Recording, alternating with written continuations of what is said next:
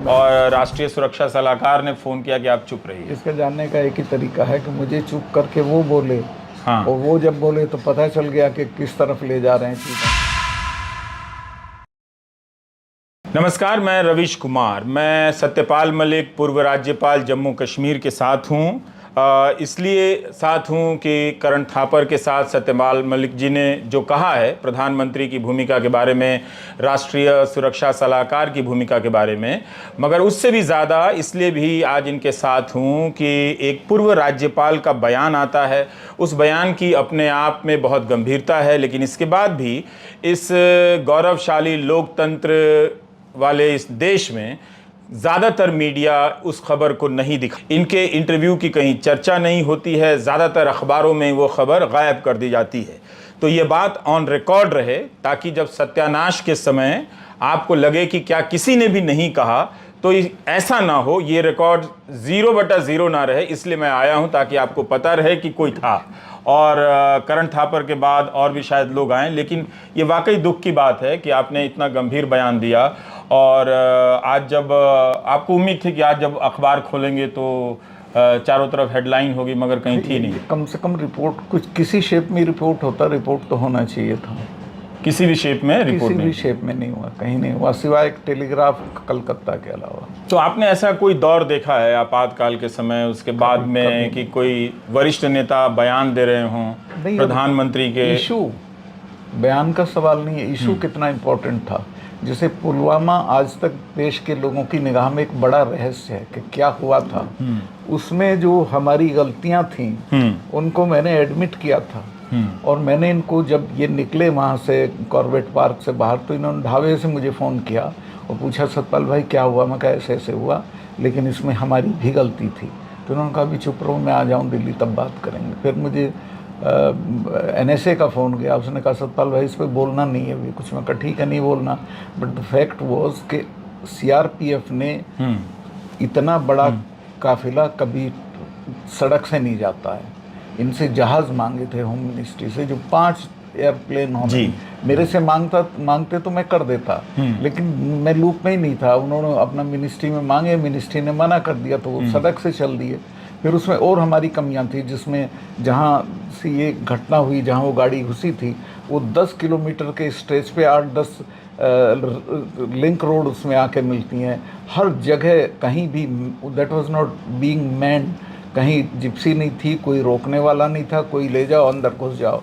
तो बहुत हमारी कमियां थी। उस जगह पे जो आप कह रहे हैं कि 10 और सड़कें आकर मिल रही हैं, उन सड़कों पर कोई बहुत ज़्यादा सुरक्षा नहीं कोई थी। सुरक्षा नहीं थी। पर चूंकि आप राज्यपाल रहे हैं, तो जो काफिला गुजरने की जो प्रक्रिया होती है वो किस तरह की होती है? तो वो सारे रास्ते बंद होते हैं तभी वो काफिला गुजरता है? प्रोटोकॉल तो कुछ होगा उसका। जब वो निकलता है, हाँ, उस वक्त एक जिप्सी वहाँ खड़ी हो जाती है, जो साइड लेन्स आती हैं उन्हें रोकने के लिए। जब निकल जाता है तब उसको खोलते हैं। तो अगर ये जांच हो और ये सारी बातें साबित की जा सकती हैं कि वहाँ पर कोई जिप्सी खड़ी नहीं थी उन 10 या 10 में से, मैं तो खुद गया, मैंने मालूम किया कोई gypsy, no place was manned.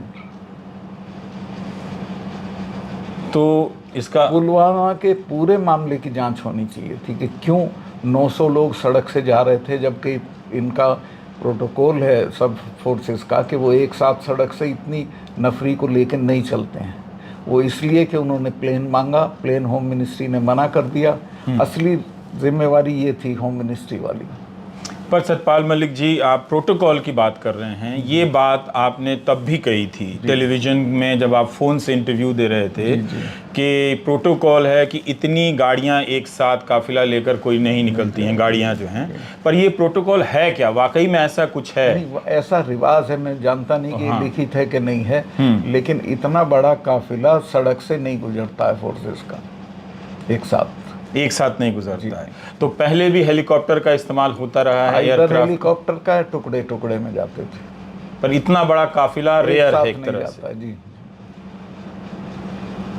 पर ये आप जो कह रहे हैं कि गृह मंत्रालय से हेलीकॉप्टर की मांग हुई, प्लेन की मांग, अगर वो मुझसे मांगते तो मैं आधे घंटे में इंतजाम करा देता, कोई मुश्किल काम नहीं था। तो इस जानकारी का एक्सेस कैसे है? मतलब क्या CRPF और गृह मंत्रालय के बीच में पत्राचार हो रहा था। नहीं, मुझे ये सीआरपीएफ के लोगों ने बताया कि साहब हमने तो प्लेन मांगा था, अगर हमको प्लेन मिल जाते तो हम सड़क से आते ही नहीं।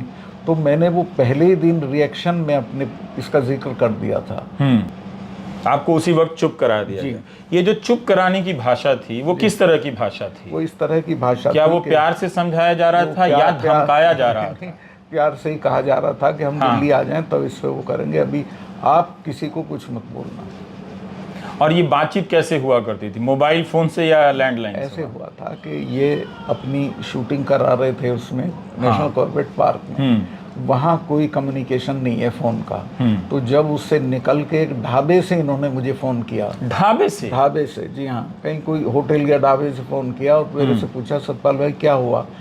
तो मैंने बताया साहब ऐसे ऐसे हुआ, लेकिन मैं बहुत उद्वेलित था और मैंने कहा साहब इसमें गलती हमारी भी है कि हमने उनको जो सुविधाएं थी वो नहीं दी, अगर हम प्लेन दे देते तो ये नहीं होता। तो मुझे कहा गया कि अभी इस पे चुप रहो, मैं दिल्ली आ जाऊं तब बात करेंगे। पर मलिक साहब, आपका अपना आप एक राजनेता हैं, सक्रिय राजनेता हैं, सोचने समझने वाले हैं। जब ये चुप कराया गया तो कुछ खटका था आपको? मैं समझ गया था कि ये क्या है, चुनाव से कुछ रिश्ता है। ये है कि जो है वो नहीं बताया जाएगा, जो है वो नहीं बताया जा रहा है। आप काफी कुछ समझ गए।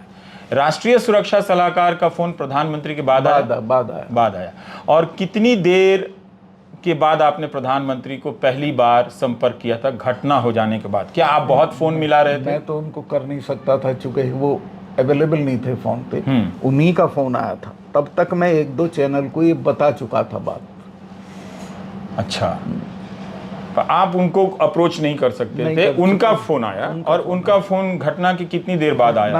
आया होगा 1 घंटे बाद। 1 घंटे बाद आया होगा, क्योंकि ये ज़रूरी है जानना, क्योंकि ये बात कही जाती है कि जहां वो शूटिंग कर रहे थे वहाँ फ़ोन नहीं था। ऐसी चर्चाएं कई बार छपी हैं। हम यहाँ पर आपका इंटरव्यू रिकॉर्ड कर रहे हैं, आसपास बहुत सारा फ़ोन है, आपका भी है, हमारा भी है, साइलेंट है, पर आमतौर पे बंद कर दिया जाता है। कॉर्बेट पार्क में मैं खुद गया हूँ, वहाँ फ़ोन की एक्सेसिबिलिटी नहीं है। पर प्रधानमंत्री हैं आप, एक परमाणु ताकत से लैस देश के प्रधानमंत्री हैं, आप कहाँ ऐसे चले जाएंगे? फिल्म बनवा रहे थे अपने पे, ये उनके लिए इम्पोर्टेंट नहीं था। ये उनके लिए इम्पोर्टेंट नहीं था। पर वॉकी टॉकी बहुत सारी चीजें होती हैं, बिना संचार के तो वहाँ नहीं हो सकते। नहीं, लेकिन वो चाहते तो वहाँ सुविधा हो सकती थी।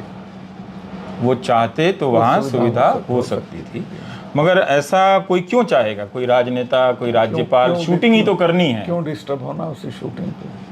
एक विदेशी जर्नलिस्ट था जो इनकी शूटिंग कर रहा था और उसकी हिदायत थी कि आप होंगे और मैं होऊंगा और कोई नहीं होगा। पर आसपास सिक्योरिटी वाले तो होंगे, पर उस चक्र में तो कम्युनिकेशन तो हो सकता था। अब मैं नहीं जानता वहाँ क्या थी, वहाँ आप नहीं जानते हैं, पर आपकी बातों से मुझे लगा कि काफ़ी कुछ जानना चाहिए, कॉल डिटेल से जानना चाहिए कि कब फ़ोन आया है, उन्होंने कितनी बार फ़ोन किया था? मुझे एक ही बार किया बाहर निकलने के बाद। और उसके बाद इस मसले पर आपसे कोई दोबारा कोई बातचीत नहीं। तो आके इन्होंने जो अपना स्टैंड लेना था वो ले लिया और मैं समझ गया कि ये तो मैं चुप हो गया। और आपसे कोई फिर बातचीत नहीं हो रही थी? ये शहीदों के जो पार्थिव शरीर दिल्ली लाए जाने थे, उस प्रक्रिया में भी आपसे कोई बात नहीं कर रहा था? उसमें राजनाथ जी गए थे उनको लास्ट वो देने के लिए कंधा, उसमें मैं उनके साथ था कॉफिन को कंधा देने में।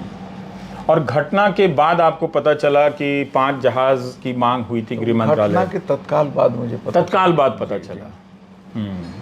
लेकिन हम इसीलिए मैं रिएक्ट भी कर गया जब मेरी इनसे बात हुई। इन्हें पता चल गया होगा कि मैंने कुछ कहा, वो NSA ने बताया होगा कि मैंने इस तरह का कुछ कह दिया, तो इन्होंने कहा नहीं अब चुप रहिए इसलिए। पर सतपाल जी, एक सवाल है, मैं फ्रंटलाइन पढ़ रहा था, जो 1 साल बाद, घटना के 1 साल बाद उनकी रिपोर्टिंग है, और उसमें लिखा है कि 1 साल तक पड़ताल के बाद उन्होंने ये खबर लिखी है। उसमें है कि 13 फरवरी तक, मतलब जनवरी से लेकर 13 फरवरी तक 11 बार इंटेलिजेंस की इनपुट थी कि आतंकी हमला हो सकता है इस तरह का, और लास्ट इनपुट जो है वो 13 फरवरी का है। क्या ये बात सबके साथ जब ये बात शेयर हो रही थी तो क्या इस तरह की कोई रणनीति नहीं बनी कि हमें ये काफिला मूव नहीं कराना चाहिए? या काफिले के बारे में कोई इनपुट नहीं था, जो बोलते हैं वो झूठ बोलते हैं। असल में ये जो गाड़ी वाला था जिसके पास ये विस्फोटक थे, ये तो 10 दिन से उस एरिया में घूम रहा था। और ये पता था? ये इनको नहीं, अगर पता था इनपुट वालों को तो ये पता होना चाहिए ना कि 100 टन से भरी गाड़ी घूम रही है यहाँ। और ये पता था तो फिर